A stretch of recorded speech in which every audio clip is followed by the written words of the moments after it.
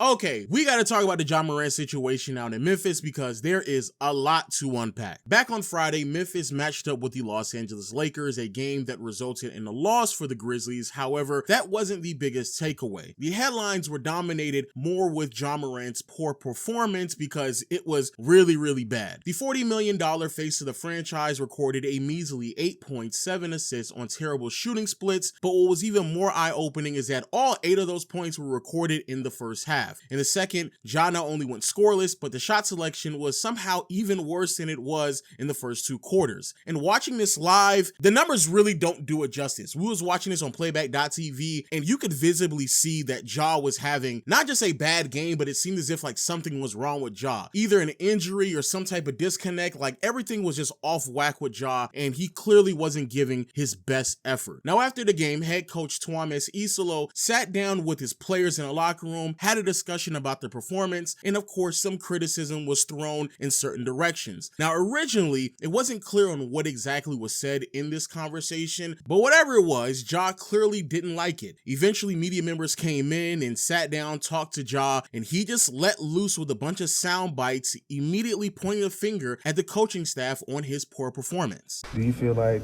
it was anything you could do differently, I guess? You ask them. They had a whole spiel in here, so. From the outside, it did, and the outside may be wrong, but from the outside, it didn't look like you had your usual energy tonight. Go ask the coaching staff why. You feel like you should play more? Go ask the coaching staff. Should I play more or not? What could have been done? What could have been done different to get a different outcome, other than asking the coaching staff? According to them, probably don't play me. Honestly, that's what basically the message was. The coaching staff message was that? It's cool, man. Now, the result in Ja's outburst was a 1-game suspension handed by the Memphis Grizzlies, and this news was broke by Shams, and in his reporting, it was then revealed that head coach Isolo was effectively criticizing Ja for the lack of discipline, effort, and all-around leadership, which is definitely a lot to reveal out publicly to everyone else. But I'm gonna be honest with you, if you watch the game, the tape certainly does back up that criticism. Offensively, if the ball wasn't in his hands, he just was not engaged. Passing the ball to a teammate, floating around the perimeter, the shot selection was certainly a telltale sign, and just all around, if the ball was not in his hands, Ja just didn't seem interested. And defensively, it was no better. Ja is already a questionable defender at best, but when he's not engaged, it's much worse. He lost his assignment occasionally throughout this game. He didn't seem engaged if he was on the weak side trying to send any type of help. And even when he was on ball defensively, there are some really questionable moments. It actually got so bad that he was called out by some of his peers. Blake Griffin decided to take the moment to acknowledge the lack of effort, as well as many other people on social media, regardless if it was his peers or fans alike. I didn't love what I saw from Ja Morant tonight. I mean, this is a guy who is insanely talented. I mean, right here,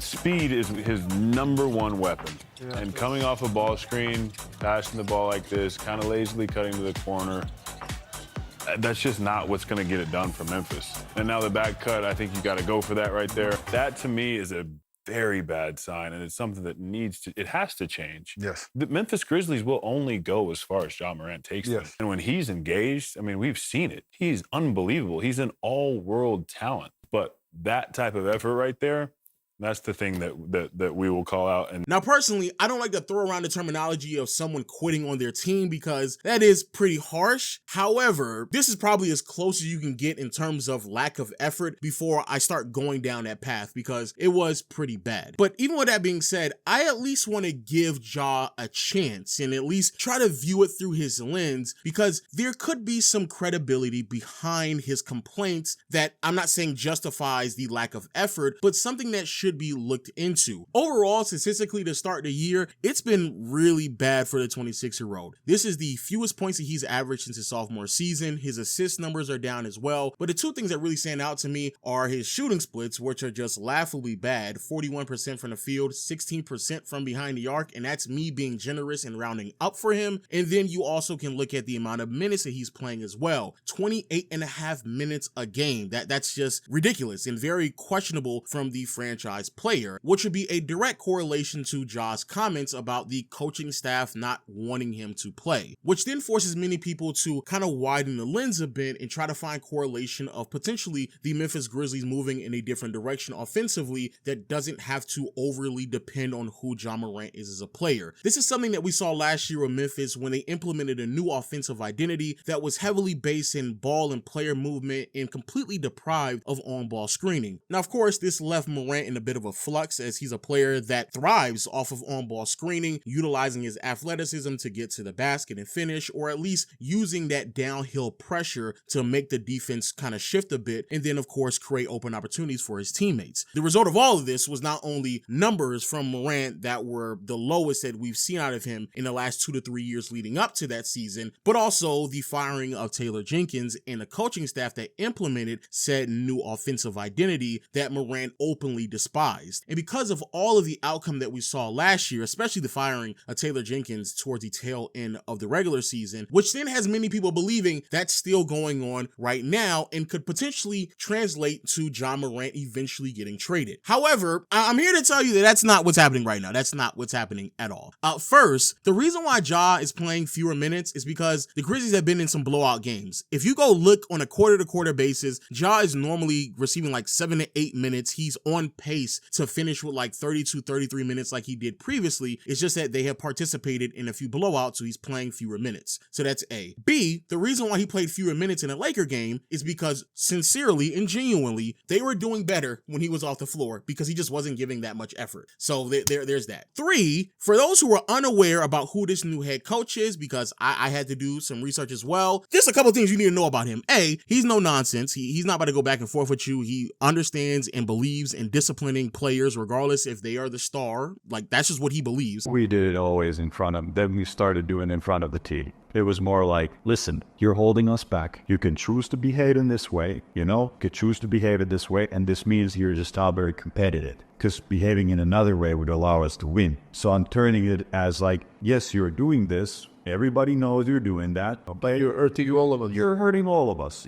So you're not responsible to me. I'm just telling you that this is how the other guys feel about you. So this type of reaction to that type of effort given from Ja should be known. It will continue from everyone down because he just believes in that. And being more importantly, bro, this is a coach that thrives off of offensive innovation, specifically coming from on-ball screening from a very crafty guard. This is quite literally the type of coach that Ja Morant would want to have. And the numbers actually point this out as well. In terms of on-ball screening, it's up from last year. Ja Morant's usage rate is very similar to what it was in previous years. And just overall, like, time of possession from a player that's only played 28 minutes a game, it is very similar to what we saw in previous years also. But the biggest takeaway out of all of this is that Ja Morant just simply isn't playing to the standard that he has to for a player who wants to be the face of a franchise. Look, I could easily come here and make a video talking about Ja Morant getting traded to the Minnesota Timberwolves, ooh, but I'm not going to do that. I did the research, I did some real digging, I watched some games, and I just came to a different conclusion that it's not the organization's fault. It's not the coach's fault. It's not his teammates' fault. It's no one's fault except for Ja Morant. It's not his coach's fault that he get into the basket fewer times than he did in previous years. It's not his teammates' fault that he's not available either due to injuries or suspensions. It's not the front office fault that we're going into year 7 of Ja Morant and we already know who he is. You know, I know, we all know how this story ends. Uber athletic guard who attacks the basket coming off a pick and roll that has an unfinished and unpolished game beyond 8 feet. We all know how this ends. And at some point, we can sit back and we can do all the finger pointing about Desmond Bane, Dylan Brooks not being there no more. And those are all things that certainly hurt, without a doubt. But we also need to acknowledge who Ja Morant is as a player, because a trade, regardless of where he goes, is not fixing that. It's just not. And so the truth of the matter is that this story is not about Ja Morant potentially getting traded because he's frustrated. No, the story should be a year 7 guard who was put in position to be the face of a franchise that in year 3 and 4 shown real star potential, climbing the ranks of being a top 15 player in the NBA and was certainly positioned to be the next star, has somehow found himself lower on the rung of superstar status. Every year another player keeps passing him up. Every year we get another excuse to why it ain't working. Every year we're doing a lot of finger pointing without acknowledging